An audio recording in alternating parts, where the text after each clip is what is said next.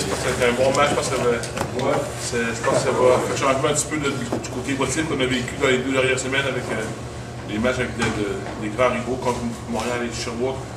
C'est une équipe qu'on respecte beaucoup. McGill, je pense qu'il fait beaucoup de progrès. Malgré leur fiche de 0-3, ont joué un très bon match serré contre Montréal. Le match d'ouverture de la saison à Montréal, qui est quand même une place difficile à jouer. Donc on comprend qu'il y a beaucoup de caractère et qui sont vraiment améliorés. Et contre Sherbrooke, qui ont tenu le coup jusqu'à la mi-chemin du 3e quart, parce qu'ils ont donné 2 grandes interruptions à Sherbrooke qui a changé le match comme tel. Donc on comprend que c'est une équipe qui progresse beaucoup.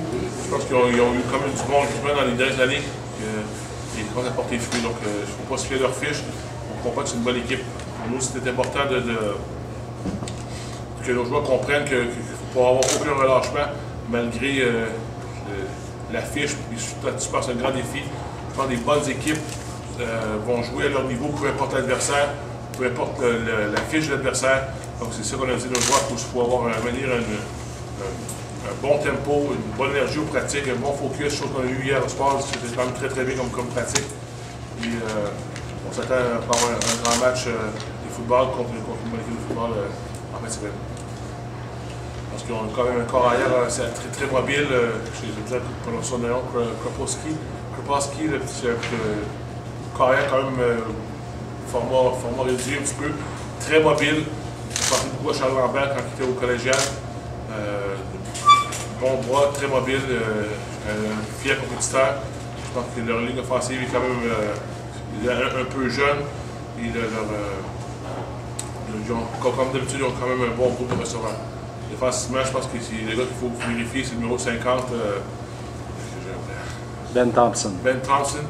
Il a montré des très très belles choses, un bon joueur de ligne offensive qui met beaucoup de pression sur le carrière et très agressif sur le front défensif. Donc, vous avez un bon match, les batteurs, ils ont 2 bons batteurs, évidemment, un bon Silva, qui est le batteur de dégagement, qui fait un travail exceptionnel, ainsi que Austin, leur batteur de placement, qui est quand même très très solide aussi. Donc, je pense qu'on a un bon match sur tous les aspects. Je suis prêt à vos questions. Glenn, beaucoup de pénalités, beaucoup de la discipline, c'est peut-être un bon moment de travailler ça aussi. Ben, je pense que la discipline, on a adressé beaucoup de choses dans les derniers jours. Des fois, c'est des punitions de discipline comme telle. Des fois, c'est de vouloir en faire trop un petit peu. Des fois, on a vu sur film,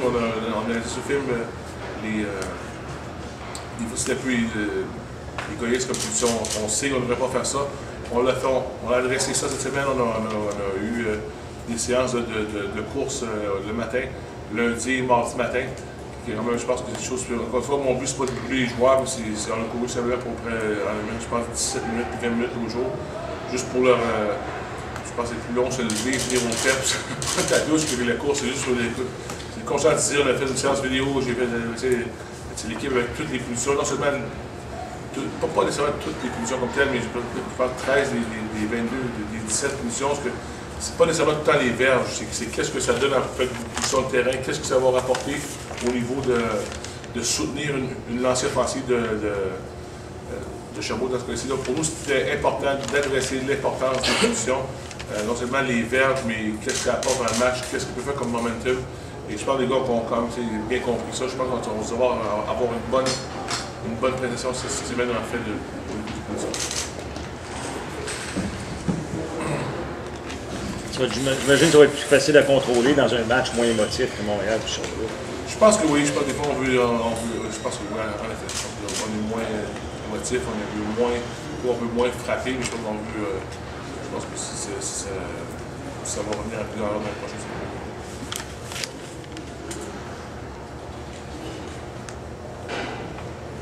Moins émotif, mais il y a le danger de prendre ça plus mollo aussi. Je sens qu'il faut juste différencier, je pense, un peu la différence entre les émotions et l'intensité. On peut jouer du football intense, c'est certain.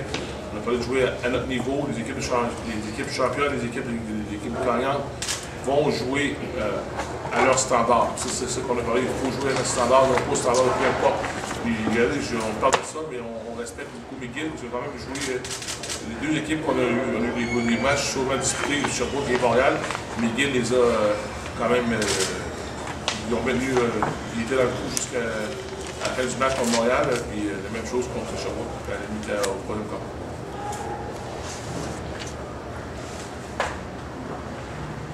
L'état de santé de ton groupe?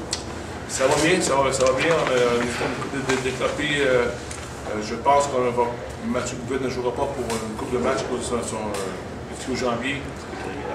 Ça, c'est probablement Guillaume Bourassa aussi. Donc, les deux joueurs qu'on a perdus à North Hills, je ne penserais pas qu'on va le voir en fin de semaine, je pense pas. C'est rien de trop sérieux, mais je pense pas que le miracle qu'on le voit un jour non plus.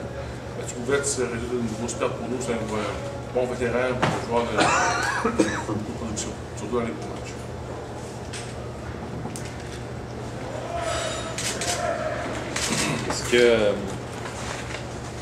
Est-ce que tu t'attends un peu à voir tes substituts en deuxième, comme en deuxième moitié, comme président?